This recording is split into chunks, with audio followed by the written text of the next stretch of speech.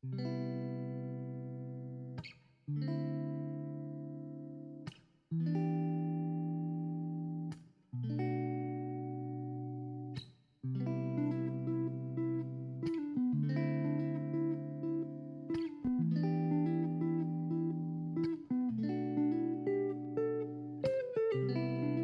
to SARTI'S Sandwiches. My name is Charlie Sarti. I am here with my co-host, Owen, and we're here with our other team member, Niko Galanos.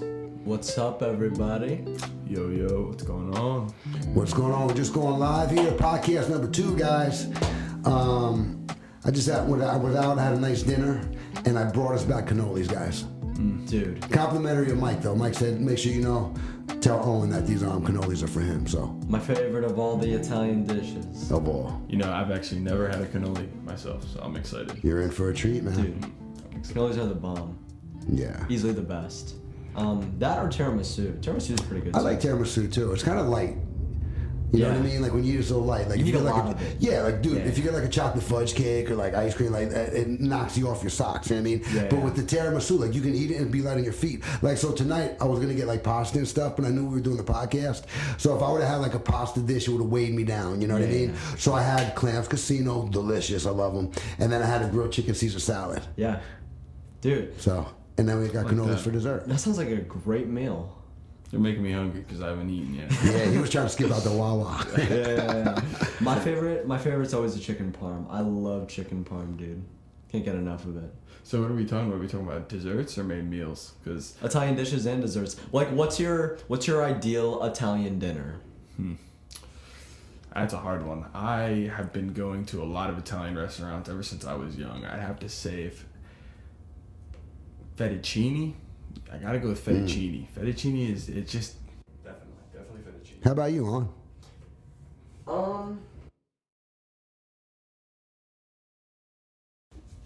I don't know. I think fettuccine is good. Fettuccine is good, but like I don't know. Like the sauce always felt like really heavy to me. You know what I mean? I was just always like more like a red sauce guy, but that's a fine line too because like I don't like the chunks. You know what I mean? Like, I don't like the chunks of tomato. Like, I like it more like a smooth kind of sauce. Yeah, I know what you mean. But then the fettuccine is just, like, really heavy and, like, really, like, weighs you down. And I liked it when I was a little kid, but I don't like it. That's good if you're depressed and you just want to go to sleep. You know what I mean? Like, you eat that, you're out for the count. Wake up, it's a new day tomorrow. It's, like, the best comfort food. Yeah, for sure. 100%. Definitely comfort food. So what in Italian food do you think is like right in the middle? What? As far as, like, heaviness and, like... Yeah, what do you think, like, because you said... Like, I feel like red sauce is a little bit lighter. I feel like if you have, like, a nice spaghetti, you don't come out of there, you know, feeling as heavy as you do if you have, like, an Alfredo or a fettuccine. Yeah. What do you think is, like, tortellinis? They're not too heavy. No, like tortellinis.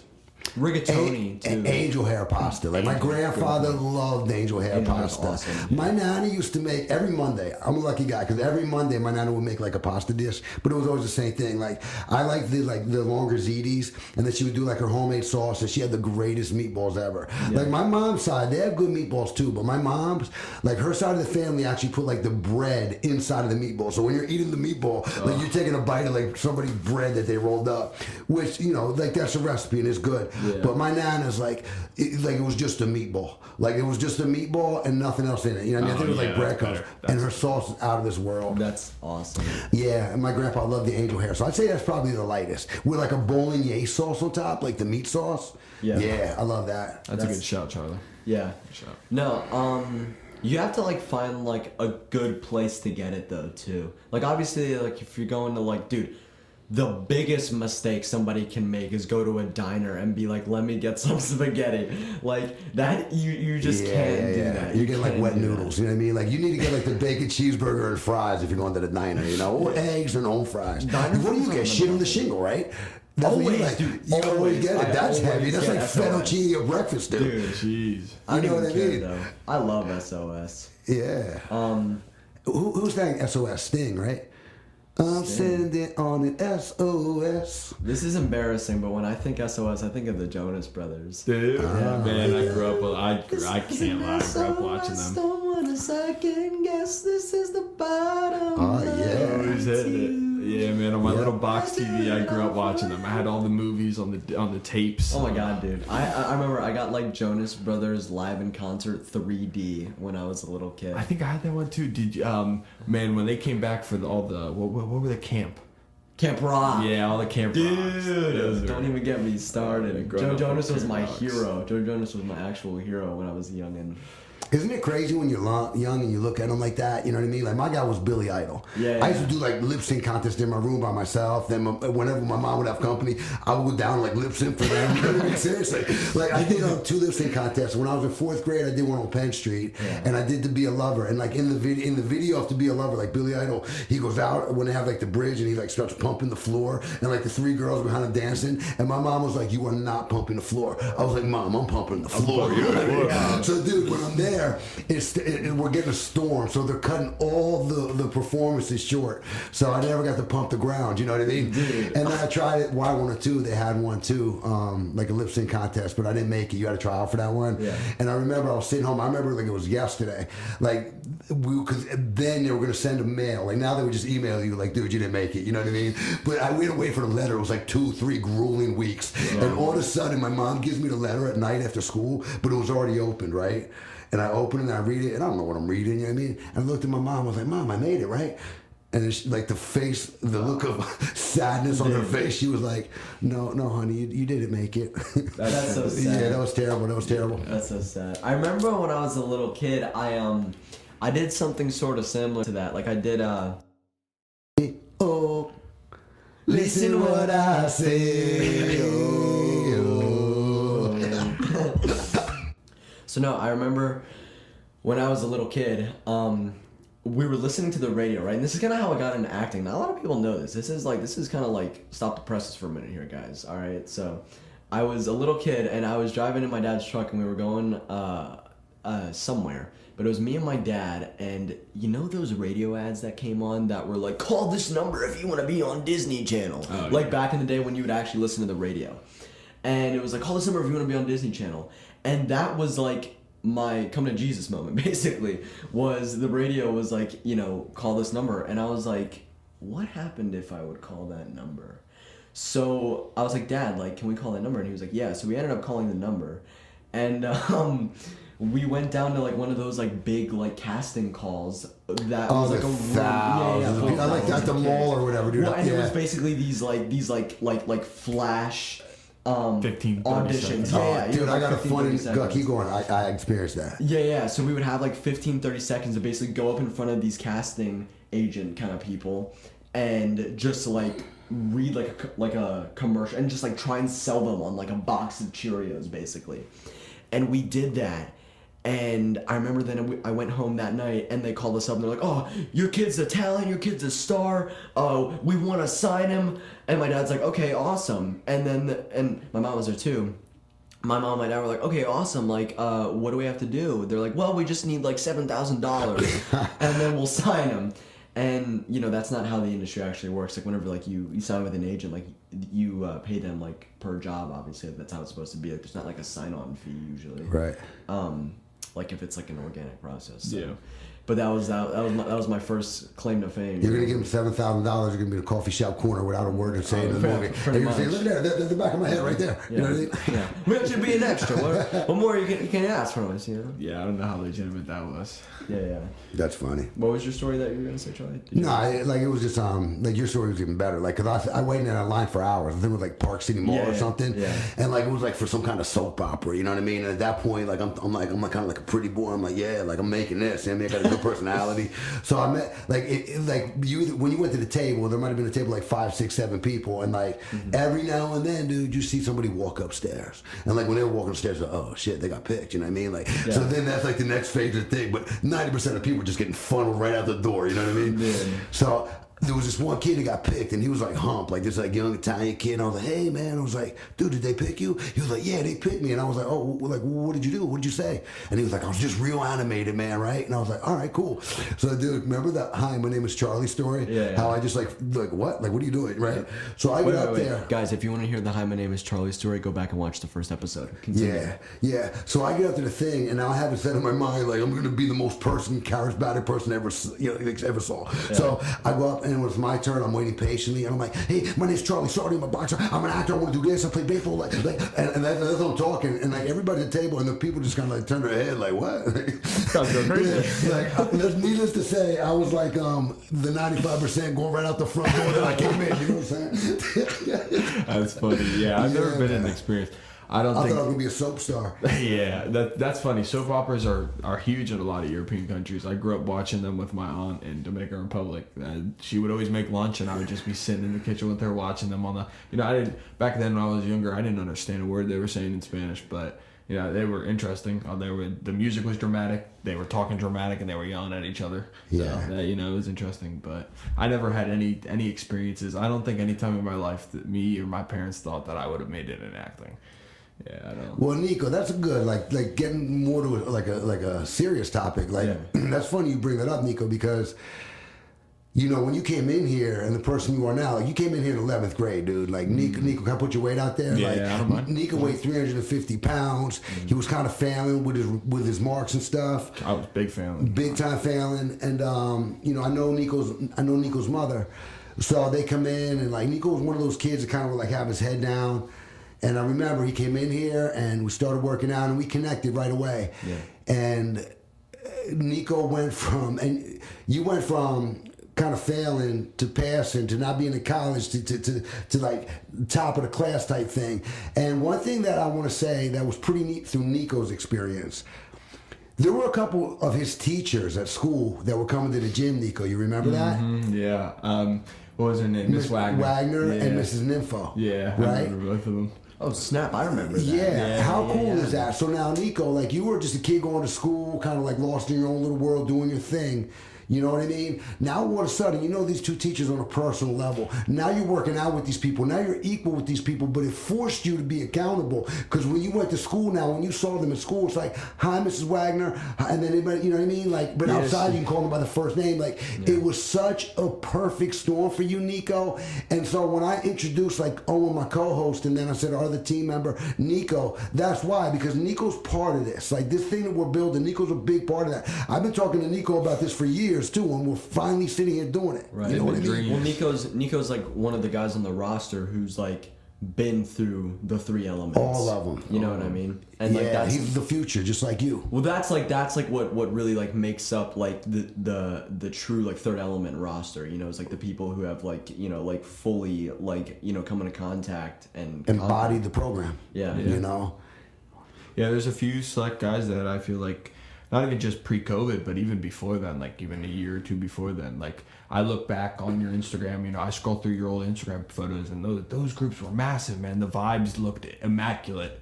Yeah. And even on his old YouTube channel too. Like all of them, man. Scrolling through just the memories, and even before I came, and then coming in and seeing the pictures. Like I went to the one class that I think it was you taught your first class, and you posted on your Instagram, and I saw it. We took the picture. Man, just going back and looking at the different steps of progress I made. Yeah, what you said with the teachers, it really helped me because going through high school, I did not get along with teachers well at all. I fought with a lot of them, and when I saw those out of school, it helped me see that what I mean. They have a life. They don't just want to deal with the high school kids BS all day. You know what I mean? And they try to be.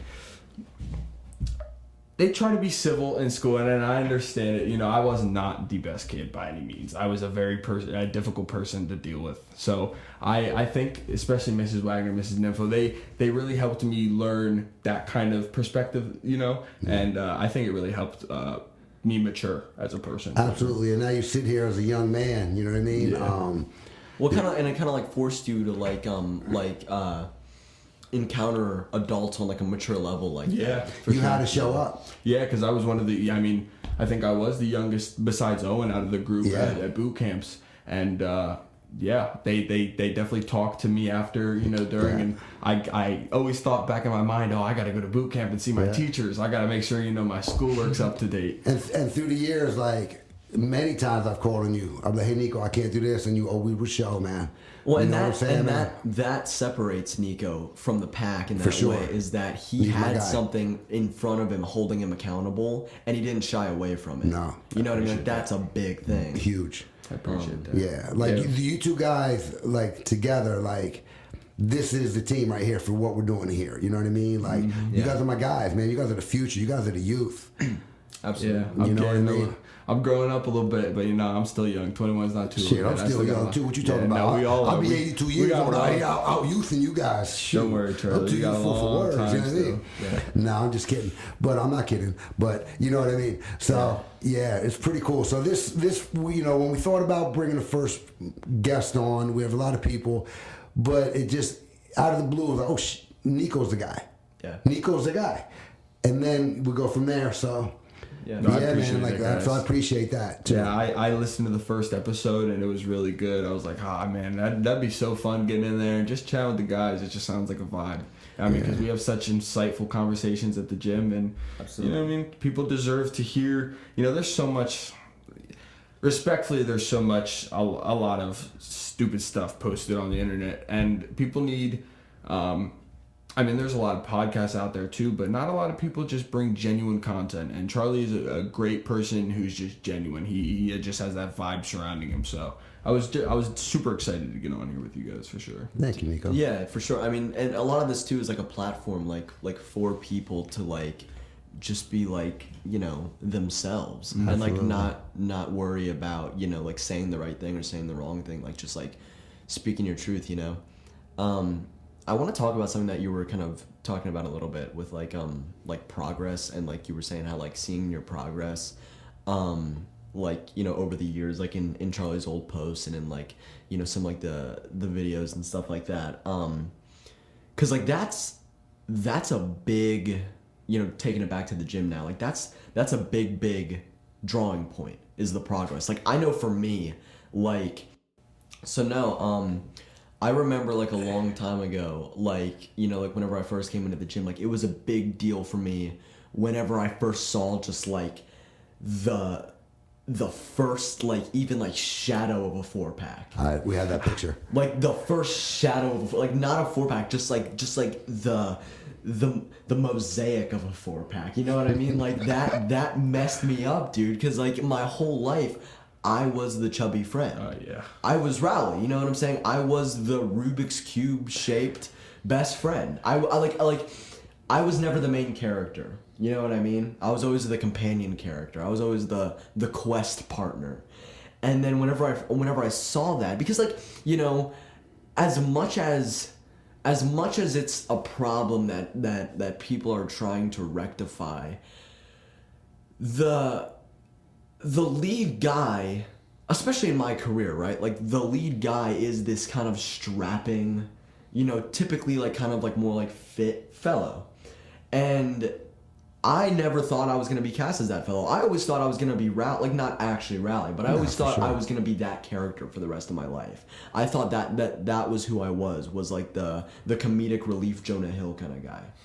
And when I saw the first filings of a 4-pack, and I was like, oh my god, like I'm not even like a year into this and I'm like seeing it, you know what I mean? Like that was a huge deal for me, and a lot of the reason why I kept coming back and kept wanting to work out, because I'm like, dude, like this is possible. And I think a lot of that too has to do with incorporating both the working out and the eating simultaneously. You know what I mean? Because like whenever you work out and you start cleaning up your diet simultaneously, like you start to see results quickly. It's like magic, man. Oh, absolutely. Even the way you feel, right? Even the way you feel. Yeah. So no, I wanted to ask you, Niko, like, what did that process look like for you?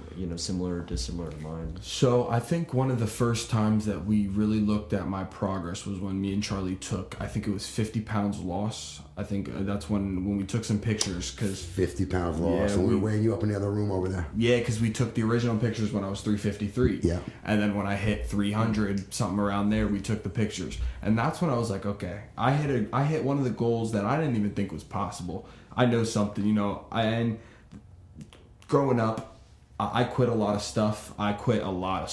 And this was something for myself that I've always wanted, and I just couldn't let myself quit. Just however I had to get in there, I couldn't let myself quit. But the bigger thing was the environment. So like when I started seeing the progress, it just kind of brought everything together. Like the 50 pounds, I was like, okay, I can do this. And then after that, I kind of stopped looking at certain certain goals, and I just was like, all right, I want to get down to my next number was 250 because I was like, okay, I can do 50, let's double it. I need to push myself. And that's when Charlie started teaching me all the different workouts, and I started getting more comfortable in the gym. So I started pushing myself. I started coming 2 times a day. And where you said it all starts in the kitchen. I cannot emphasize that enough. It all starts with your eating. Yeah. But yeah, the progress really just started when I first saw that 50, and then I hit the 250, and that's really when I started seeing my muscles coming out. And I was like, I was always a really big dude, but now it's kind of to my benefit because I started working my muscles, and my muscles were strong. Yeah, I got legs, real strong, dude. And Niko love legs, bro. Yeah, I love legs. Leg day is my favorite day for sure. He's a beast. But yeah, and then I hit my biggest milestone, I'd say, was dropping into 200, because I don't think I would drop in 2200. I don't think ever in my life I would have hopped back on of a scale and saw 200 again.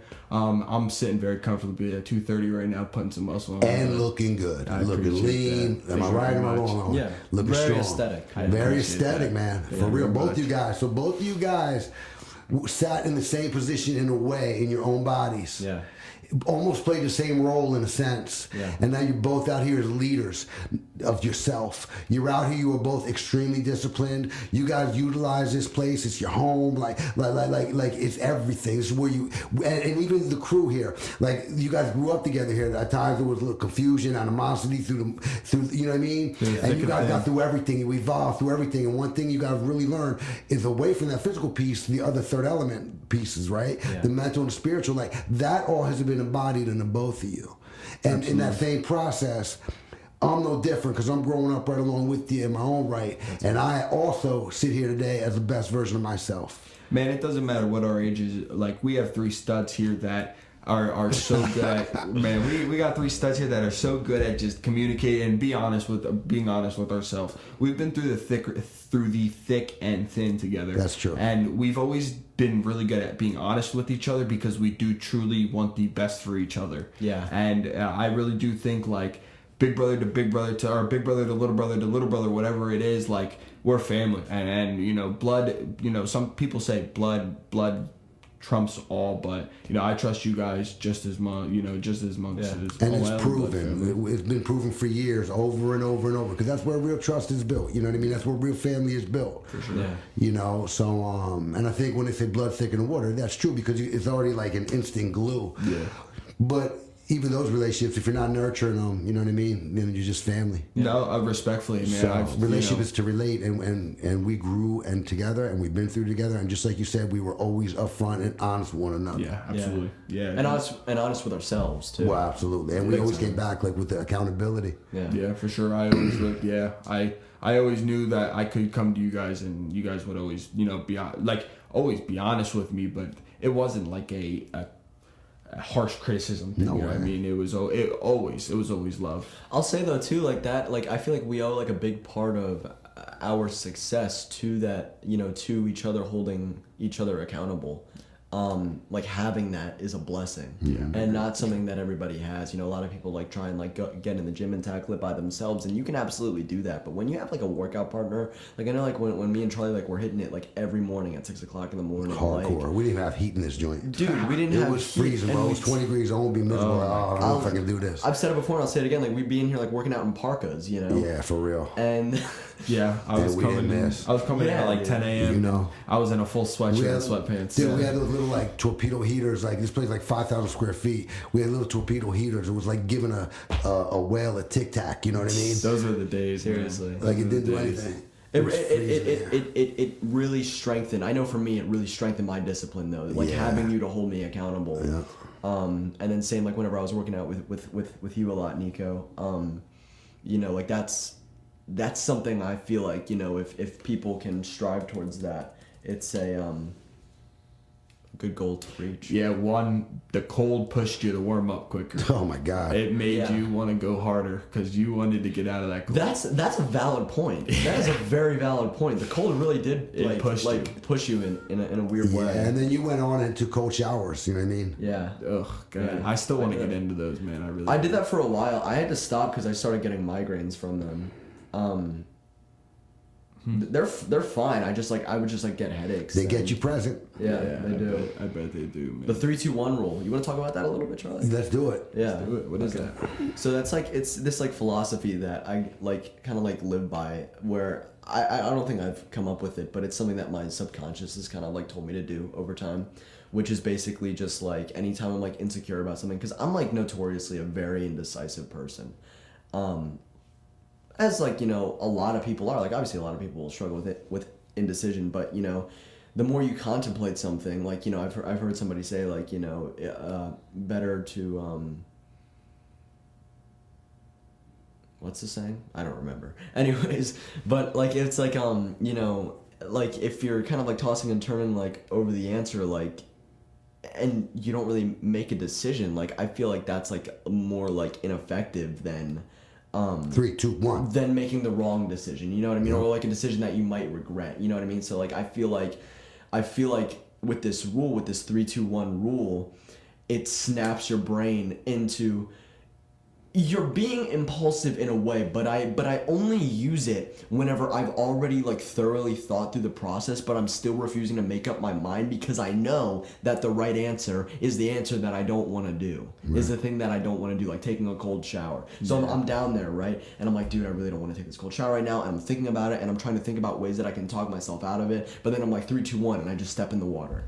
And as I'm thinking about it, I'm turning the shower on to cold, and I'm getting in the cold shower, and I'm like, dude, I really don't want to do this. 3-2-1, bam, I'm in it. That's good. Yeah, and then it's like the same thing if I have like a craving for like, you know, like a food or something, and somebody's got like apple fritter on the counter, and I'm like, dude, I really need some apple fritter right now. As I'm thinking about it, I'm cutting up apple slices and getting like a scoop of peanut butter. That's heavy, man. You know what I'm saying? Yeah. And like 3-2-1, bam, Yeah, apple. yeah. I like that. Yeah. And then you look at the apple fritter like, what? You know what I mean? And you exactly. get power from that, you know? Yeah, dude. I just dominated you again, apple fritter. Yeah, that's right. Yeah. And then you just take a bite of the apple. How you like those apples? How you like them apples? How you like them apples? My favorite movie of all time. That's a great scene, man. Dude, that whole scene with... Have you ever seen Good Will Hunting? Mm-mm. Dude. When they're in the bar, right? Yeah. And like everybody's like Ivy League. Well, right. So like that's kind of like what the movie's about. It's basically about this kid, Matt Damon's character, Will Hunting, who is this kind of like janitor at this Ivy League school at like MIT or something, right? And it's essentially about like you don't need to go to these like Ivy League prestigious colleges to be a genius, which he is. Like he's fully a genius, and he's at this bar hanging out with his friends, and he's trying to hit on these girls, but these like Ivy League dudes are like going up and trying to basically like have this like mental battle with them to like make them seem like dumb and inferior, because like these are college girls that they're trying to go out with. I've definitely seen this clip. Right. And they're not college guys. But then these college guys come up and basically are like, oh, well, like, they're essentially trying to, like, prove to them, well, you guys aren't educated, so you shouldn't be talking to these girls. And then, and they're, like, making a jerk out of Ben Affleck's character, who really isn't the smartest. He's more of, like, a blue-collar kind of guy. And then Matt Damon comes up, and he's just like, so what? So this is what you do? You quote, like, Frederick Douglass or something, and you just, like, keep quoting people, and, you know, this is what you do? Is you just, like, go up there and read the book? Well, I read the book, too, buddy, all right? I've read it before. I can quote this book too, but the fact of the matter is that you don't have an understanding. So then, like years later, whenever we're having this conversation, you're gonna be serving me at McDonald's, and I'm gonna be there with my kids. And what do you have to say about that? And then he's like, well, at least I'll have a degree. And then Matt Damon's like, oh, get out of here. So the guy and his buddies leave because like Matt Damon just like roasted him, right? And then Matt Damon gets to the girl's number, the college girl who he was flirting with. He gets her number. And then the college guy who was like trying to like make a jerk out of Ben Affleck, him and his friends go to like a bar across the street. Matt Damon then goes to the bar across the street. He knocks on the window, right where the guy's sitting inside. He knocks on the window and he goes, "Hey buddy, you like apples?" And he goes, yeah. And then he goes, "Well, I got a number. How you like them apples?" Dude, you do that. That's a lot. That was great. It's a classic. That was really good. That was really good. Yeah. That was right on. So, all right, with that, guys, we're going to take a quick intermission, and then we'll be back in a Hey, second. we got to eat these cannolis. Yeah. I'm sorry. I'll give you a review after. To each their own. Everybody has different taste buds, you know what I mean? All right, are we ready? So you didn't like the cannoli, Niko? Like, Man, at all? No, I did like parts of the cannoli. I think the ricotta killed it for me. Okay. All right. I like the texture of We're rolling, the man. crispiest. We're on. No. Yeah. We're just going. We're just going. It's like that, man. We don't play around. Yeah. Light is green. Yeah. But I don't even know what I said. We're just talking about cannolis right now. Yeah, this is the cannoli review because we ate them during the intermission. I loved my cannoli. I love them. It's so funny because I didn't know we were live, so I'm over here like, and I was like, yeah, I think when we go live, I'm like, oh yeah, just got done with my cannoli, you know what I mean? Like, so, all right, now we're live. Dude, That's funny, man. Yeah, I don't want to let you guys die. I really appreciate the thought, but it was just ricotta. That's fair. That's funny. To each their own, as Charlie said. Yes, sir. That's funny.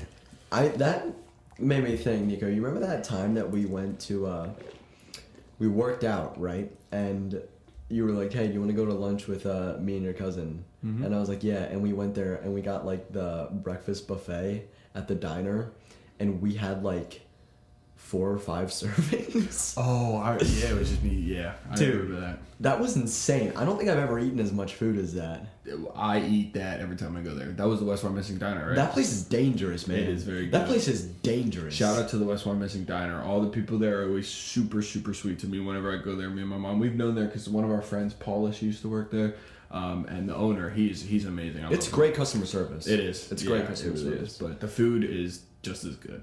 The hash brown triangles is probably the best thing. The breakfast buffet, man, it's such a deal, but it's so much food, dude. Like it is absurd. I mean, you go there, right, and you're like, I don't even know where to start. You get like an omelet, get like a bagel, pop like a little like donut or something on there just for funsies, you know. Oh my god. Round 2, get some French toast and then a side of pancakes as well with maybe some bacon. You know what I mean? Bro, you can put the absolute rainbow on your plate. They have fried chicken all the way to blueberry pancakes. Yeah, you actually can. Yeah, it's crazy. They have crepes now. Yeah, they have everything. Hey, your grandma used to have a crepe shop. My grandma, she just I think she just sold the one that she has down in Maryland because like she opened another one down there. Taste of Crepes was here though, right? Taste of Crepes is up here. It still is. It's gone through two new owners since she owned it, but like nobody knows that. Like everybody, like, you know, it's like kind of had like a resurgence with my age group, and all these, you know, specifically like most like 17-year-old girls that I know. They're like, oh my god, like I love Taste of Crepes. I'm like, oh my god, my grandmother started that. And they're like, nah. That's crazy. My mom loves Taste of Crepes. Really? She has been trying to get me to go there for years. Yeah. 4 years. No, my grandma sold the brand Taste of Crepes and the recipe, so that's also her recipe for crepes. It's one of those things, like, you didn't love the cannoli, you know, but it's one of those things that you got to at least try. Like, give it a try. Like, I remember I had escargot. Okay. But when I got there, I wanted to sound professional, so I was like, can I get some escargot? You know what I mean? Good. But I'll put it in a fill. Yeah, exactly. But I had it. Like the thought of it, when people tell me what it was, I was like, oh my God, I'm not eating this. Yeah. But then you eat it, it's like, oh my God, like, this is good. So once you disconnect what you're eating, it's like, oh my God, it's good. Like the fear factor, right? They just eat bugs and everything. Mm-hmm. But escargot is pretty good. Yeah. You know? Escargot, I've never had escargot. I'm not that bougie. I've had what is escargot? I don't even Snails, know. I think, in some kind of cream sauce or something. I've had octopus. That's kind of adventurous, I feel like. Not a lot of people eat for sure. Octopus. I'm trying to think, what's the craziest stuff? I hated it. It was nasty. Yeah, I thought it was gonna like come alive in my mouth. Everybody. The texture, right? Dude, it's weird. Yeah. You think like its tentacles moving? I know. Or that you chew it. Yeah, pretty much. Ugh, I couldn't. Yeah. It didn't taste like chicken. That's what everybody says. Everything. Certainly not. They say everything tastes like chicken. You know what I mean? I taste like chicken. Chicken, dude. Chicken is the most underrated of the meats. I have chicken every day, and Yeah. I have had chicken every day for the past 21 years, most likely, and I'm starting to get a little bit sick of it. I cannot lie. Yeah. Cannot lie. Okay.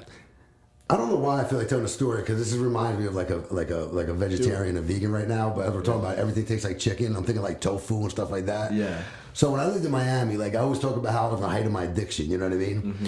So, you know, my mom's always been in recovery. I've been in and out of counseling since I'm 14, going to meetings, not going, whatever, like all my life. So I know what it's about. Like I remember I was even high there one time and I met this homeless guy and I was talking to steps with him and I was like in my addiction. I called my mom, I was like, Mom, like, listen, what are those 12 steps? You know what I mean? I want to tell my friend Angel here, you know what I mean? And she hung up on me. She was like, this kid's pathetic, you know what I mean? But make a long story short, like I met this girl. She used to DJ at this place that I would go to Felt. It was like a pool hall. They had it was small, but she played all like 80s. A girl DJ. She was awesome. Her name was Jen actually, and like you know we started like seeing each other. And I go back to her house one time, and on the calendar, I see that she got all these days X'd off. And I was like, Jen, like, what is that? You know what I mean? She was like, Charlie, I didn't even know how to tell you, because normally I wouldn't date a guy who drinks, but I'm in recovery. And I was like, are you kidding me? How crazy is that, Owen? That got presented to me there, right? Yeah. So I start going to meetings with this girl. I stopped drinking. I stopped smoking. Like, I'm like clean. But the other thing is, she's a vegetarian. So now I'm grocery shopping with her. We're eating tofu. I'm no longer eating chicken nuggets. I'm no longer eating tacos, española. I'm eating so now I'm sober for like 2 weeks. I'm sober. I'm eating like a vegetarian, you know. Good influence. Yeah, and she was really welcome. She was a really nice girl. Make a long story short, I started smoking up again. I started drinking. She stayed with me. Yeah. One night, I came home, and I never forget, I had chicken nuggets, and I come home. And she was like, did you eat chicken? Did you eat chicken nuggets? She broke up with me with that. Dude. Not over the drinking and smoking. Those vegetarians, they can be hardcore That's sometimes, hardcore. man. Now, obviously, I elaborate a little bit. Like, that wasn't it, but she was that hardcore with it, and then that was the end of it. And then the way that relationship ended, it was unfortunate. Like, I had to work at the hot dog place. She was DJing at Senor Frogs, actually. I'll never forget this night. And I was like, hey, like listen, I gotta come up there afterwards. She was like, all right, well, you gotta get here now. She, you know, obviously we were on our way out, but anyway, she locks me out of the house. I gotta go down, I gotta go to Senor Frogs. It was a nightmare, man. But anyway, Jen, much respect. I hope you're still sober. And I think many times I wanted to reach out to her and let her know that I changed my life. Yeah. I often think of her, like, obviously I wouldn't even have her number anymore, you know what I mean? I don't even know her last name at this point. But, yeah, that's a story I never really tell about Miami. Well, that Charlie would look at the Charlie now and be extremely proud. Dude, could you imagine? I really couldn't. I couldn't even imagine, like, knowing that Charlie. I mean, I know, it is crazy wild. hearing these stories. I mean, I wasn't the good boy by any means, but, you know, Charlie's definitely been through some stuff, and it's crazy here. It's awesome hearing, you know, just right. I mean, from it. It is one thing, like, hearing the stories, even, like, you know, some of, like, you know, the stuff about, like, you know, just other people too, like my dad, for example, you know what I mean? And like hearing stories, it's like, you know, like it's entertaining to like listen to it, but like, you know, like it's almost hard to connect it with like the person that like sits before me. Yeah, you know what I mean? Today. Right. It's crazy. So no, it's just That's just a testament to how much wild. Charlie's better at himself, you know. Well, also too, but like it's just a testament because like you have like a life with somebody, you know what I mean? Like I have a life with Charlie, like in terms of like our friendship, you know what I mean? I have a life with you, and it's almost sometimes like hard like to wrap your mind around the fact that like that person has like memories that go like so far beyond that life. Oh yeah, beyond, yeah. You know what I mean? What you mean. Interesting. Yeah. Like because like I only associate Charlie with like the memories you have with him. Exactly. Yeah. But Charlie's got this whole like Charlie's the main character of his campaign. Yeah. You know what I mean? We all are. We're NPCs to Charlie. Yeah, for sure. And it's funny you say that because, you know, we can relate to when you brought up your cousin earlier. For people who don't know, I'm really, really close friends with him. His cousin, I've known him since, third grade. And I didn't really meet Owen until, when was it? Do you remember?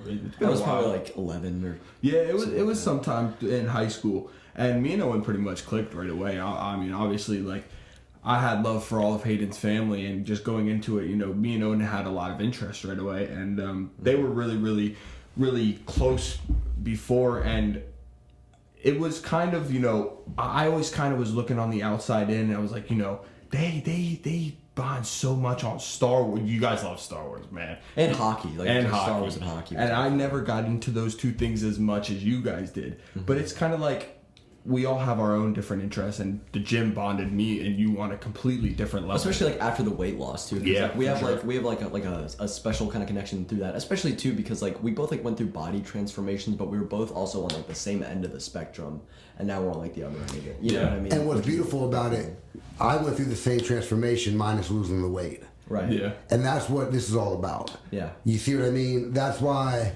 when I train, I teach my class in jeans because I can. Yeah. Bro, it's You your understand style. what I mean? Because I'm doing my thing. Yeah. Like I'm not like what I'm giving away to people. I can show you how to weight loss because I know how to do it. But the work that I do on myself and the hurdles that I've overcome and the many hurdles I still must overcome, Yeah. the many lessons I still must learn on my evolution as a man. You understand what I mean? But that's all this is. That's what this whole gym and the whole product is about. So we all are shedding skin and evolving. Yeah, for and sure. we're not staying stuck and living in that victim mentality of looking behind and saying what I used to be, what I could have been. Nah, man, we're being who we are. Yeah. My number one fear in life was always that I always want to wake up and be present with where I'm at. And what I mean by that, I don't want to be 25, because if I'm here trying to be or wanting to be 25, I lose and I'll never be happy. So I always want to arrive at my every day in that moment, at my age, and I will always be authentic within my own right, evolve, and I always have genuine friendships and love Yeah. around real, me, dude. and most importantly for myself. It's not easy out here, guys, but the formula is simple. What can I do? Who can I be today? Yeah, That's it. It really is. I follow two words, man: consistency and discipline. You know, people talk about motivation, people talk about rewards, people talk about goals. There are not two things that I can wake up to and hold myself accountable to do. When you talk about discipline, you know, it's not about being happy. It's not about being motivated. It's hard to wake up a lot of days and be motivated, man. Especially when you push yourself as hard as we push ourselves. Yeah. And discipline and consistency. 1% better every day has been my motto for I don't know how long, since the beginning of high school. Since I got into here, I was like, you know, as long as I can see myself at the end of the day getting 1% better and whatever it is, and now it's, you know, mentally, physically, academically, that's just really how I see myself getting better. Yeah. Amen. That's the ticket. That's the ticket. All right, guys, we're gonna take a second, and then we'll come back and wrap up the third part of this conversation. Wrap it up, my baby. Okay, guys, so we were just having a conversation about like the ego a little bit, and like how it kind of comes into play and affects us all differently, and like also like how it drives us, and Niko, like, you know, like you were saying a little bit about you know, like your experience with egotism and how that's affected you, but also like kind of how it's like, you know, been disciplinary for you in a way. I think it's kind of funny because growing up playing sports, you see ego everywhere. Yeah. Ego, you know, everybody wants to be better than each other, and I think it's a good thing. Ego pushes you to be the best. It can also push you in some so-called toxic ways to do things that are not, you know, not respectful or not right in the sport. I think growing up not being, you know, growing up heavy, growing up overweight, and not growing up the best in any of the sports I played, I think I really tried to find that definition of ego in another place, and where I really pride myself today is having a brain, like, not everybody has a brain, but you know what I mean, like really utilizing my brain before anything else. Obviously, You believe your brain's like super sharp. Yeah, You believe it's like yeah. an all-star. that's my ego. Yeah, that's what you're saying. Like, not sports. Like, you feel like your brain, that's where you shine. Yeah. Yeah. And it's just because of, you know, just a little bit of background. I'm into cybersecurity. I'm going for an associate's in cybersecurity, and I plan on joining the Air Force after. So it's just, you know, it's always been computers, technology, coding, programming, networking, all of it. That's my rundown. You know what I mean? That's my... So you kind of indulge your ego, like from like what I gather, you know what I mean? Because like you have like a pretty, like, you know, close circle, obviously. Yeah. And you like, you know, obviously, like, some people, and this is kind of an interesting conversation, like some people like view that as like self-centered, right? But like other people, you know, might view it as self-indulging. But then, like, you know, like somebody like you kind of views, you know, indulging your ego about your brain as being you know, like self-improving. Yeah. Well, I mean, at the end of the day, your brain is the hub for everything. You know, no matter how bulk or how strong or how weak or how thin you are, your brain is what controls everything. And my biggest thing is making sure that I learn every day. And I think that's another thing why like what kind of fuels my ego when it comes to like my intelligence is because I am a sponge when it comes to everything throughout my day. I listen and I just try to soak up as much knowledge as I can. And I don't put out, disrespectful opinions or talk on things that I'm not educated. If I'm not educated about something, you won't hear a word about it from me.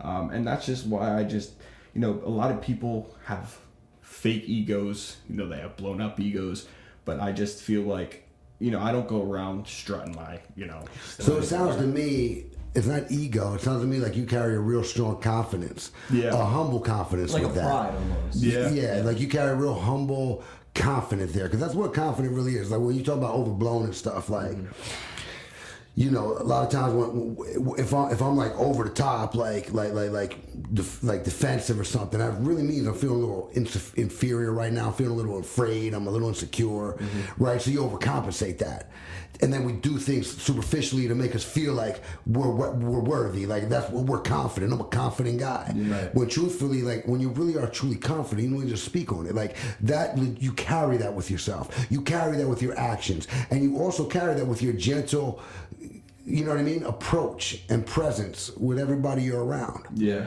You know what I mean? So I don't hear ego there for me. I hear real humble confidence. Right.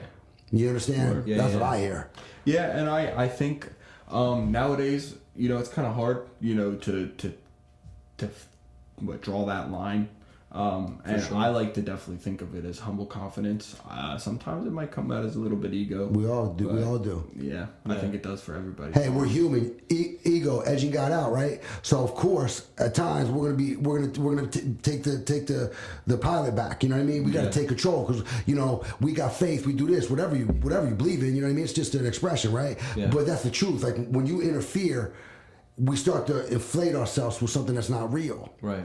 But when we can just be there and have faith and just show up and do the daily task. One thing my dad told me for years, and for the first time, I'm practicing because I comprehend what he's been telling me.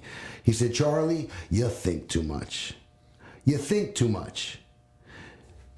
Think, figure out what you need to figure out, and then take the action. 3, 2, 1. 3, 2, 1. Yeah. That takes real practice. Like Owen and I were talking about practice last episode. Yeah. Everything is practice, and that's why you got to be careful with what you practice, right? Mm-hmm. Like Barry White said, practice what you preach. Nah, but that's you understand where I'm going with that. For sure. So I overthought, and at times I still do, and I get a lot of that from my mom too, because my mom's a major overthinker. Yeah. So I'm really learning to practice focusing and shift my mind, detach from the emotion that is making my thoughts run wild, and take it from there, because you do have a great humble mind. We all do, right? Yeah. But at the same time, it's a tool. Yeah. Yeah. And we're carpenters, and we need to learn how to use the tools efficiently. Absolutely. I mean, you can kind of like with that stuff, like it's very easy to sort of like, have your humble mind like tainted or like corrupted, I guess, in a way, like by overthinking and by essentially like putting too much value in other opinion in other people's opinions of you, right? Yeah. I mean, I know like for me, like with like fitness and stuff like that was like a big thing where, whenever I like first like started working out, like during like COVID, like I didn't have a peanut gallery to appeal to because everybody was, staying away from each other for the most part. You know what I mean? Like I was working out fully for me. And then, I started to get exposure to my peers, and you get tempted a little bit by sort of seeking other people's approval, obviously. And that's unhealthy. And then all of a sudden, like whenever you stop doing it for you, you're not as motivated to do it anymore because you feel all this anxiety and all this pressure. But when you're doing it for you, you don't have that anxiety and that social pressure. Yeah. You know what I mean? Like you have nobody to impress but yourself. And that's the healthiest of the habits. And that's where I think that's where you carry that pride you were talking about. Right. Yeah. You take pride in yourself with that. You know what I mean? Yeah. Yeah, you guys. You're bring up not some- prideful, but you take pride in yourself. Yeah, you know. yeah, sure. You guys bring up some really good points there. I think I can say for myself, and I know a lot of people. Me and my mom, especially, she can relate. We overthink a lot, you know. And I know, like you said, you get that from your part of that from your mom as well. I can see myself I can feel myself literally like sitting there when I'm doing schoolwork sometimes, and my brain is telling me to just calm down a little bit. Like, man, if I'm honest, one of my classes I'm almost a month ahead of, and it's just because like I'll be sitting at home free time, and I can't look at free time anymore for too long and just be like, oh, I can just sit there and enjoy it. I'm like, oh, I gotta be doing something. If I'm not doing something right now, I'm not being progressive. I'm not bettering myself. And I think overthinking can also be a weakness for sure. Like you guys said, I think it definitely can stop you from doing things. I know, like you said, in the gym, when you worry about eyes on you and you don't just worry about doing it for yourself, it definitely kills that motivation factor. So that's where I think it's just really discipline. You're kind of like psyching yourself out of it. Yeah, for sure. Yeah. Yeah. It's a really tricky thing. Well, we just laid down there like for the past couple of minutes. Like there's a lot of valuable nuggets in there. Yeah. A lot of the whole lot of in the recipe that it creates real good success. Yeah. That was pretty cool. Yeah. No, for sure. I really That was pretty enjoyed cool. Yeah, and that kind of ties back a little bit too with pretty much like what we've been talking about like all episode about like discipline and that sort of process. I know it's something that is probably like the hardest thing to master in like your day-to-day routine is discipline, and it's something that is like everybody has a commentary on with discipline. You know what I mean? Like everybody has their own definition. I feel like has their own definition, but also like everybody has their own solution to it. Yeah, I agree. But it's really such a personal process, which is like what makes it so hard to conquer, because it's a road that you're walking down like fully by yourself. Yeah. You know. Yeah, and it doesn't happen overnight. Yeah. It takes a long time.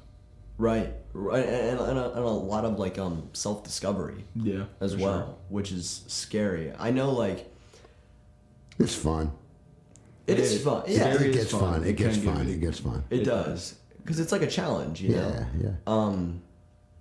Like, dude, like I like the thing about discipline too is that, like I said, like it kind of like looks different for everybody. Like I remember like when I was on the track team, like, running like 10 miles a day, like that's awful. You know what I mean? Like that sucks, dude. I mean, like, you'll be running 10 miles and like weird shit starts happening to your body after the 10th mile. Like weird shit. I can't even imagine, man. What did we run yesterday? Like two and a half? 3 miles. 3 miles yesterday? We got like 3 miles in yesterday. Yeah, my calves were crying last night. Yeah. No, like I've legitimately never trained like that before. Like where you're running like, 10 miles a day, and then you're doing these like ultra high intensity, like, power training kind of workouts where you're running like, 12 60-second 400s, which is basically like a minute lap on the track. And most people, like the average Joe probably averages like a minute 50, for like a lap on the track, where you're running Mach speed, full sprint for a lap, and you have to do that 12 times with like a minute long active recovery in between. Wow. And doing that, I mean, I was like, I was really like lean. I don't think I was in the best shape ever. I was very lean. Sounds like side stitches. But, well, yeah, I mean, dude, it just, and like, you're running so much to the point where you're not even hungry. You know what I mean? Like, you're not even like you don't even have like an appetite for dinner. At least I didn't. I'm not going to speak for everybody, but, I would go home and I like legitimately like couldn't stomach food. But that's disciplinary for some people. Yeah.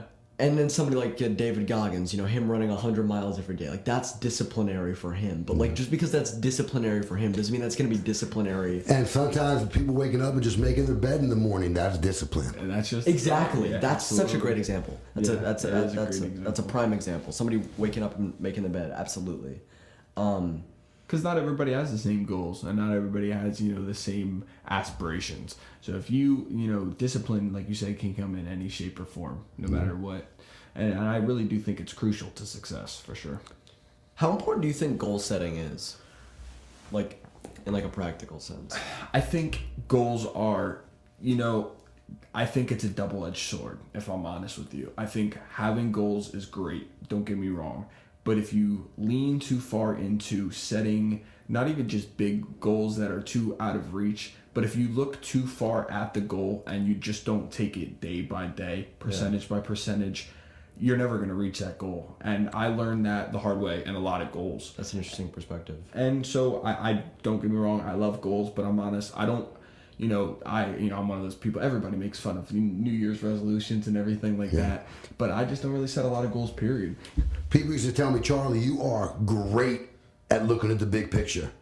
You suck at doing the day to day. You know what I mean? Yeah. Like, and that held me back for years. But in one sense, I always saw where we're going with it. You know what I mean? Yeah. But it was that day to day. You know what I mean? That simplicity, like, okay, I have to do this, I have to do that. So I would get too excited. Like, I would be like, oh my God, I'm done. Like, I would do this, and I was just never present. So what happened, what I do now is just like you're saying, it really is that day to day, like one foot after the next. Like, all right, I see what we're building here, awesome. Now we just gotta focus on building. When you're building the house, you gotta lay the foundation. Yeah. You know what I mean? You can't be building jacuzzis right off the bat. So I always miss that work. So that's a good example, right? Brick by brick. See the big picture, know you're going to get it. But just like the Wizard of Oz, they needed courage, they needed a heart, and they needed brains. And they went all the way down the yellow brick road. They finally got to the wizard, they pulled the curtain back, and the wizard was a fraud. Right. But they left there, not because the wizard gave them anything, because on the yellow brick road, they discovered their heart, the brain, and the courage. Put them up, I tell you. That's it. That's the ticket. No, I just, I think that's I think that's an interesting thing to talk about, because I know, for me, with my weight loss journey, especially, Charlie, I didn't really set a single goal with you. Mm-mm. We just kind of did. We set a goal. You brought a picture of Marky Mark in his Calvin Klein. Right, Charlie, I want to be that. You know what I mean? You loved Mark Wahlberg. Yeah. No, And then Mike started paying me, wrapping the money in Marky Mark. He brought the pictures in of Marky Mark. That was classic, dude. I remember all Oh, those. shit. I will have a Calvin Klein shoot one day. Absolutely. That's funny. We used to have those conversations. Mark Wahlberg was always the guy you went in and model yourself after. Dude, and I would show you his picture and him grabbing his junk with the Calvin Klein. Niko, do I look like this? Niko, do I look like this? Not there yet. Because of Mark Wahlberg, I'm eating bok choy over here. You know what I mean? Dude. Because I was like, you gotta eat the bok choy. His mom would make the best bok choy. I'd make it. It was the worst in the world. Oh, That's I've never had insane, bok choy. Charlie. I literally looked up his regimen. I was just about to bring that up. Verbatim. Yeah, he had his entire verbatim, schedule. dude. Yeah. He was showing me 3:45 drops off kids. Yeah. It's oh, you don't got kids. What are you gonna do then? That is what he did, dude. Yo, that's code. That's code word, bro. It's funny. I got you. Dropping it like it's hot. That's funny, man. What are you gonna do then? That was great. Dude, I even started daily prayer time though because of him, because it was it was I don't blame you. Shout out Mark Wahlberg. He has some of the best movies of all time. I will not lie. What's your favorite Mark Wahlberg movie? The one. I just put you on the spot. No, that's fine. Honestly, I kind of was ready for that. I have to say the one I've watched the most by far is Shooter. Shooter is just I don't know. It's a great pick. I grew up watching Shooter over and over and over and over again, hundreds of times. What do you like most about it? Mark Wahlberg. Yeah, I think my favorite scene is where they're in the mountains. It's all covered in ice or snow and everything. Yeah. And he snipes. It's not. I think he's a councilman. He snipes the councilman, and everything about that scene, man, I just will never forget it. I'll never forget it. I saw Shooter on on like a TNT special like one time when I was like 13. I remember that. I'm pretty. I think I was like in a hotel room in Atlanta actually.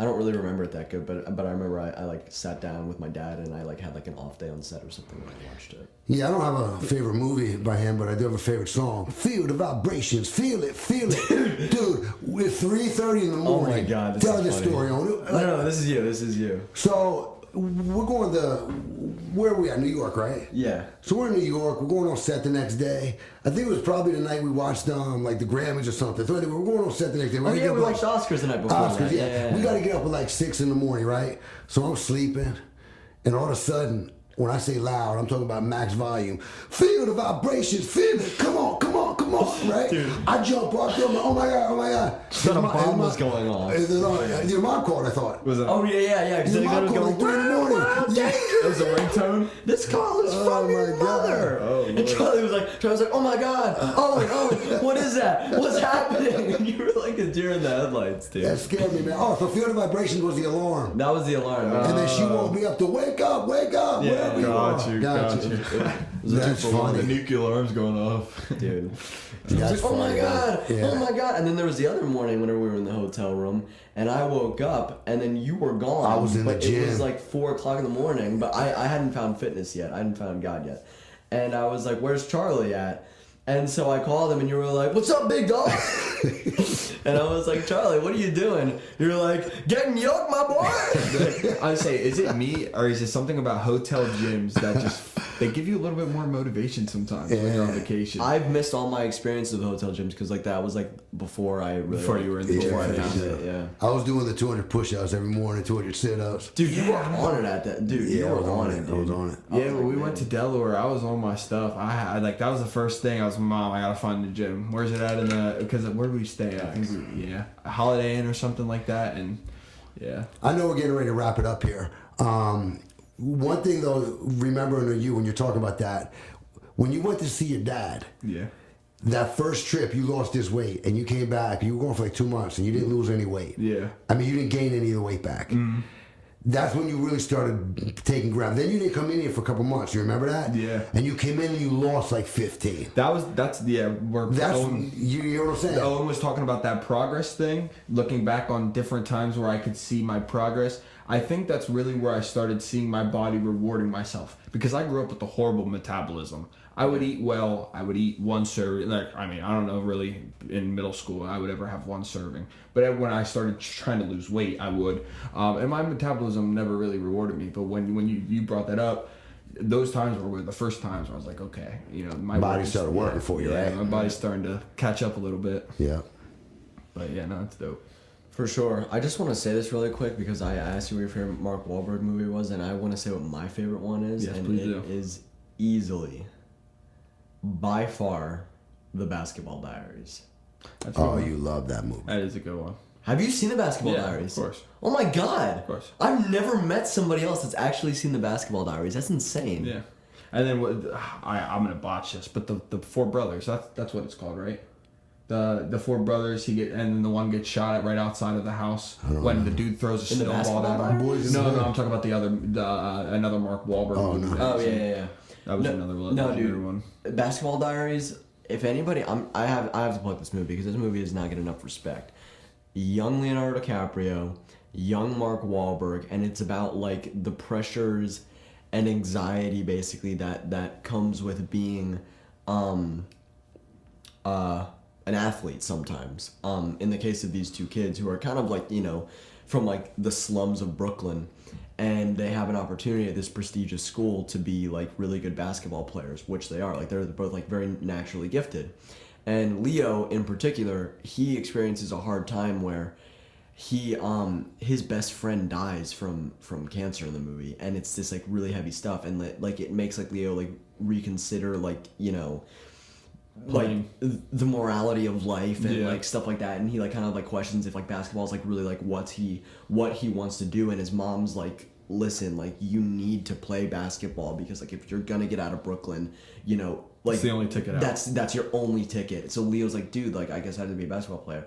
Then some other stuff happens. I don't want to spoil it, but then like some other stuff happens that like really like messes with like Leo's mind and like tampers with his experience. So he ends up resorting to drugs and alcohol after being like kind of put on by Mark Wahlberg's character, who was also kind of like loosely introduced to it, and who then introduced Leo's character to it, and they basically just like spiral out of control, and it's just like their, you know, sequence of events in a way. But Yeah. like, yeah, their life. it's their demise, Yeah. and then Yeah, no, it's definitely a good movie. It's a good shout out. Definitely is. watch it if you have not. it's like a good like cool like little like, you know, like mid-90s kind of like independent film with two like, you know, young rising stars. Yeah. It's cool. In like an organic sense, you know. Yeah, very, very. Yeah, that's pretty very- awesome. Super raw as well, like very raw movie. Yeah, well, you showed me that one scene where he was asking the mom for $20. Yeah, dude. Mom, please just give me $20, $10, just $5. I just need $50. Oh my god. I'm sorry. You were bringing up movies from Mark Wahlberg. How could I forget Invincible? As an Eagles fan, I like that too. as a die-hard bleed green Eagles fan, Yeah. I've seen that movie almost just as much as Shooter. Invincible. We used to have a cat room where my grandparents' cat lived, and for after school when I was too young to go to school, I would go to my grandmother's for babysitting, and the only way that she would keep me quiet was just putting Invincible on rerun, because oh my god, I loved it, watching the backyard football scenes, and then the final scene where he I think it's returns the fumble recovery. That movie is goated, man, for sure. How did you like the call, Niko? The call. The flag. Sore subject. The flag. The flag in the Super Bowl. Yeah, how did you like that? Yeah, I mean, Don't get me started. I would say, you know, as someone who's realistic, Fixed. and I pride myself in being realistic. There was a lot of situations where we put ourselves in that, like, to lose way before that.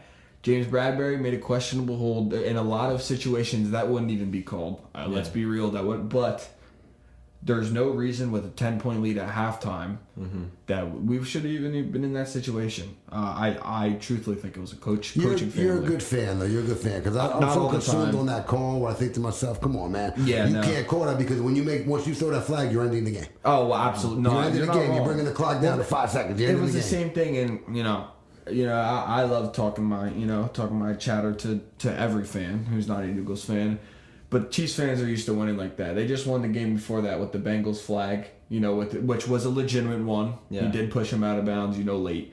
But I just feel like winning on those type of games, especially on the Super Bowl stage. How can you live with that? Yeah, how can you live with yourself? And then just seeing some of the I sore would just get a winners. ring back, seriously. Yeah, it is what it is. You got to move forward. It's something, I've learned a lot in my life that, it's something that you can't control, so there's no reason to, stress over it, but it'll definitely hurt for a while. It was a beautiful team, a beautiful year. I'm thankful for seeing it. I'm not going to say I called it before the year, but Yeah. I've called 2 Super Bowl appearances the years they've made it. I'm not going to say I knew. Niko's a fan, bro. Like when they I'm go a out there, diehard. he goes up there every year to watch them when they're in their shorts when they first get Training started. camps, Yeah, dude. practices. I get I'm invited there. every year. I'm I at never the went, lake, but Niko man. steadily invites me, man. I'll I got- say this, like one of the commentators that I was listening to said something that I thought was really valid, and he's basically said like the memory of the game, like by them like making that call, the memory of the game will like forever be tainted. Oh, absolutely. Because you'll always look back on it and be like, well, if they didn't make that call, what would have happened? But bro, Absolutely. You know and what I think mean? about it. You don't make that call. You got a great Super Bowl already happening. You got the biggest event of the year. Well, yeah, now you let Jalen Hurts and the Eagles. You got a minute 40 to go. Drive down. You're gonna Yeah. keep the field. You're gonna tie. You're gonna lose it. Like put it on the line, guys. Like it was so much more at stake than that little phony baloney holding I agree. call. You know Absolutely. what I mean? I completely agree. Not I to just be biased. I over can't. here. No, I completely agree. I just can't blame the loss on that. The And- defense really did fall apart. The execution, and really, it's the execution of the scheme. I've been saying And it all year. I think it's all because like Creed cut Rocky out of the movies, man. Like Nah, Philly's going through a rough year. We were like on these championships and we To didn't all win any Eagles of them. fans, I You think know the what I problem mean? is gone. Jonathan Yo, Gannon Adrian, is yo, gone. Rocky. Yeah, fact. No, All right. I'm excited for the next season for sure, though. Amen to that. If I could change, Fly will fly. then baby. you can change. We all can change. Hey. All right. Keep smiling. And that being said, Charlie, you want to wrap it up? Yeah, Niko, what I say coming into this, I said tonight's going to be a real gym. And it was. I appreciate you for having me on, Trevor. Yeah, I appreciate you both. It was a very organic conversation. This was Incredibly it was very enjoyable. We could have been just kept going and kept going. So I don't even know where we're at. Probably like 2 hour mark almost. Yeah, it's long. Yeah, it's perfect. And maybe we'll cut up a couple of these clips and go from there. But this here is 2 hours that when you're done listening, you're probably gonna say, "That's it. Give me more." I know. Like this did agree. Give me more. Give me more. Yeah. Yeah. Yeah, guys. And make sure you go back and listen to the first episode if you haven't done that already. Absolutely. Me and Charlie go over some pretty cool stuff, and then we're gonna have another guest on next week. Yeah, we'll play it by ear. Who's gonna be for like, you know, Niko. Like I like just allowing it to happen because it just appears like, oh crap, no, Niko, this is a no-brainer. Let's do this. Yeah. You know what I mean? Thank you for coming on, Niko. Yeah, thank you, Niko. I feel honored to be on here. Yeah. For sure. Awesome. All right. All right, keep smiling, everyone. Thanks for tuning in.